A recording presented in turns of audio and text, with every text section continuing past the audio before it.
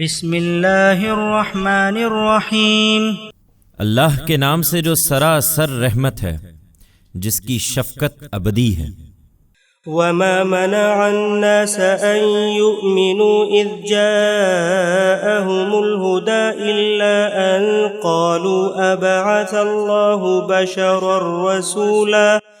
قل لو كان في الأرض ملائكة يمشون مطمئنين لنزلنا عليهم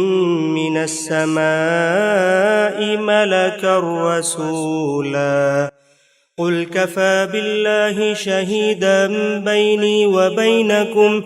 إنه كان بعباده خبيرا بصيرا ومن يهد الله فهو المهتد ومن يضلل فلن تجد لهم أولياء من دونه ونحشرهم يوم القيامة على وجوههم عميا وبكما وصما مأواهم جهنم كلما خبت زدناهم سعيرا ذلك جزاؤهم بأنهم كفروا بآياتنا وقالوا أئذا كنا عظاما ورفاتا أئنا لمبعوثون خلقا جديدا أولم يروا أن الله الذي خلق السماوات والأرض قادر على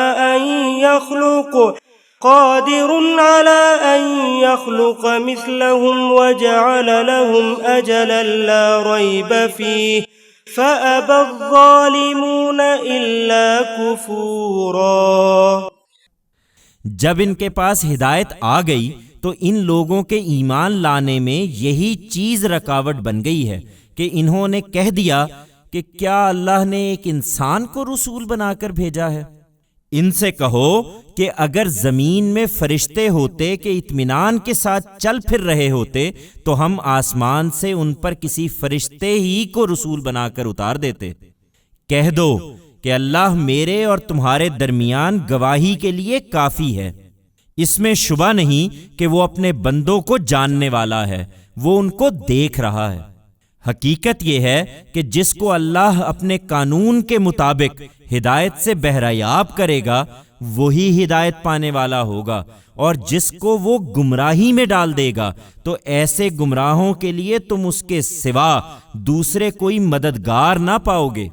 قیامت کے دن ہم ان کو ان کے منہ کے بل گھسیٹتے ہوئے اکٹھا کریں گے، اندھے، گونگے اور بہرے۔ ان کا ٹھکانہ جہنم ہے، اس کی آگ جب کبھی دھیمی ہونے لگے گی ہم اس کو ان پر مزید بھڑکا دیں گے۔ یہ ان کا بدلہ ہے، اس لیے کہ انہوں نے ہماری آیتوں کا انکار کیا اور کہا کہ جب ہم ہڈیاں اور ریزہ ریزہ ہو کر رہ جائیں گے تو کیا نئے سرے سے بنا کر اٹھائے جائیں گے؟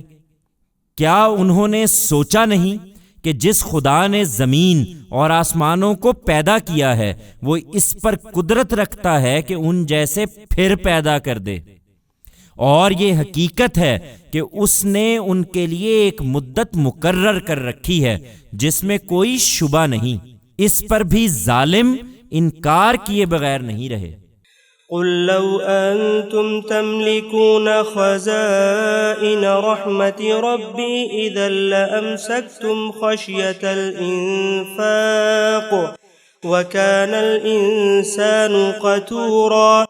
انہیں تعجب ہے کہ خدا نے یہ عنایت تم پر کیوں فرمائی ہے۔ ان سے کہو اگر میرے پروردگار کی رحمت کے خزانے تمہارے ہاتھ میں ہوتے تو خرچ ہو جانے کے ڈر سے تم ضرور ان کو روک رکھتے۔ حقیقت یہ ہے کہ انسان بڑا ہی تنگ دل واقع ہوا ہے۔ وَلَقَدْ آتَيْنَا مُوسَى 9 آيَاتٍ بَيِّنَاتٍ فَاسْأَلْ بَنِي إِسْرَائِيلَ إِذْ جَاءَهُمْ فقال له فرعون إني لأظنك يا موسى مسحورا قال لقد علمت ما أنزل هؤلاء إلا رب السماوات والأرض بصائر وإني لأظنك يا فرعون مثبورا فأراد أن يستفزهم من الأرض فأغرقناه ومن معه جميعا وقلنا من بعده لبني إسرائيل اسكنوا الأرض فإذا جاء وعد الآخرة جئنا بكم لفیفا. تم نشانیاں مانگتے ہو، ہم نے موسیٰ کو 9 کھلی ہوئی نشانیاں دی تھیں، سو بنی اسرائیل سے پوچھ لو کہ جب موسیٰ ان کے پاس آیا تو فرعون نے اس سے یہی کہا تھا کہ اے موسیٰ، میں تو سمجھتا ہوں کہ تم پر جادو کیا گیا ہے. موسیٰ نے جواب دیا، تم خوب جانتے ہو کہ تمہاری آنکھیں کھول دینے کے لیے یہ نشانیاں زمین اور آسمانوں کے پروردگار ہی نے اتاری ہیں، اور میں سمجھتا ہوں کہ اے فرعون تم اب ایک ہلاکت زدہ آدمی ہو.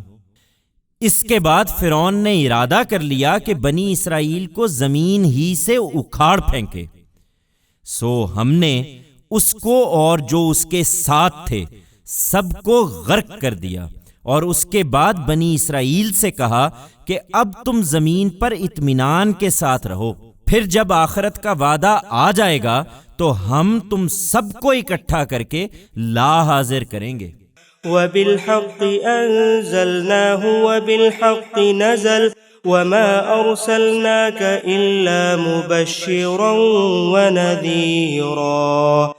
وقرآنا فرقناه لتقرأه على الناس على مكث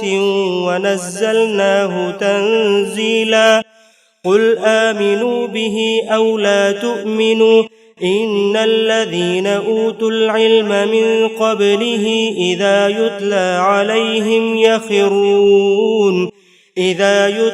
عليهم يخرون للأذقان سجدا ويقولون سبحان ربنا إن كان وعد ربنا لمفعولا وَيَخِرُّونَ لِلْأَذْقَانِ يَبْكُونَ وَيَزِيدُهُمْ خُشُوعًا.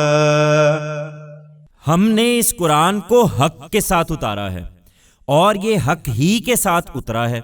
اور ہم نے اے پیغمبر تم کو صرف اس لیے بھیجا ہے کہ ماننے والوں کو خوشخبری دو اور نہ ماننے والوں کو متنبہ کر دو. اور اس قرآن کو ہم نے تھوڑا تھوڑا کر کے اس لیے نازل کیا ہے کہ تم ٹھہر ٹھہر کر اسے لوگوں کو سناؤ، اور اسی مقصد سے ہم نے اس کو نہایت اہتمام کے ساتھ اتارا ہے. ان سے کہہ دو کہ تم اس پر ایمان لاؤ یا نہ لاؤ، جن لوگوں کو اس سے پہلے ان کے پروردگار کی طرف سے یہی علم دیا گیا تھا، انہیں جب یہ سنایا جاتا ہے تو وہ ٹھوڑیوں کے بل سجدے میں گر جاتے ہیں اور پکار اٹھتے ہیں کہ ہمارا پروردگار پاک ہے، یہ اس کا وعدہ تھا، اور ہمارے پروردگار کا وعدہ تو ہر حال میں پورا ہونا ہی تھا. اس کو سن کر وہ روتے ہوئے ٹھوڑیوں کے بل گرتے ہیں، اور یہ ان کے خشوع کو اور زیادہ کر دیتا ہے. قل ادعوا الله أو ادعوا الرحمن أيما تدعوا فله الأسماء الحسنى ولا تجهر بصلاتك ولا تخافت بها وابتغ بين ذلك سبيلا وقل الحمد لله الذي لم يتخذ ولدا ولم يكن له شريك في الملك ولم يكن له ولي من الذل وكبره تكبيرا. انہیں اس پر اعتراض ہے کہ تم اللہ کو رحمان کیوں کہتے ہو. ان سے کہہ دو کہ اللہ کہہ کر پکارو یا رحمان کہہ کر پکارو، جس نام سے بھی پکارو سب اچھے نام اسی کے ہیں. اور اوپر جو نماز اے پیغمبر خاص تم کو پڑھنے کی ہدایت کی گئی ہے، تم اپنی اس نماز کو نہ بہت زیادہ بلند آواز سے پڑھو نہ بہت پست آواز سے، بلکہ ان دونوں کے درمیان کا طریقہ اختیار کرو۔ تم اسی خوبصورت طریقے سے اس نماز کا اہتمام رکھو اور اعلان کر دو کہ شکر اللہ ہی کے لیے ہے جو نہ اولاد رکھتا ہے نہ اس کی بادشاہی میں اس کا کوئی شریک ہے، نہ اس کو ذلت کے وقت کسی مددگار کی ضرورت ہے، اور تم اس کی بڑائی بیان کرو جس طرح کہ اس کی بڑائی بیان کرنے کا حق ہے۔